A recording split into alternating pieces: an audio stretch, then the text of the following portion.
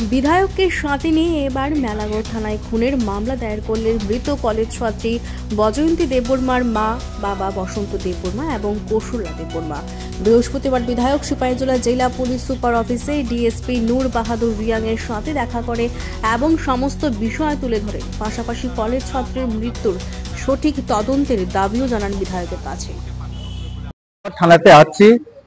গত 20 তারিখ ডিসেম্বর বৈজয়ন্তী দেববর্মা মারা গেছিল। ঘটনা মারামারি হয়েছিল 3 তারিখ জুন। ওই দিনে ঘটনার পর থেকে ওনার বাবা বিভিন্ন ওনার চিকিৎসায় এবং বিভিন্ন ওনাদের এগেইনস্টে নতুন করে আলাদা একটা কেস, হয়রানির একটা মূলক কেস ওনাদের এগেইনস্টে দিয়েছিল। সেই জন্য ওনার বাড়িতে ছিল না এবং মারা যাওয়ার পরে ওনারা ওই বিভিন্ন পারিবারিক যে সামাজিক যে অনুষ্ঠানের জন্য ওরা থানাতে আসতে পারেনি। আজকে এখানে আমরা মেলাঘর থানায় এসে ওনার বাবা বসন্ত দেববর্মা এখানে আজকে এফআইআর করলো যে ওনার মেয়েকে যে খুন করা হয়েছে, এটা আমরা থানা থেকে উনি রিসিভ নিয়েছেন।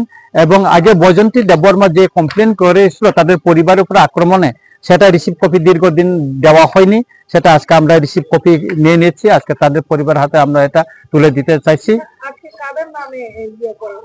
যারা যারা ইয়ে করছিল তাদের উপর আক্রমণ করেছিল এবং যারা বৈজয়ন্তী দেববর্মাকে খুন করেছিল তাদের নামগুলি এখানে আছে, তাদের নাম সহ এখানে আমরা দিয়েছি। এই যে এখানে এখানে আছে অনুপম দাস, এলাইস গুড্ডু, অরুণ দাস, তারপরে নিশা সাহা, শ্রীমতী মায়ারানী দাস, তাদের নামে এখানে এফআইআর করা হয়েছে আর কি।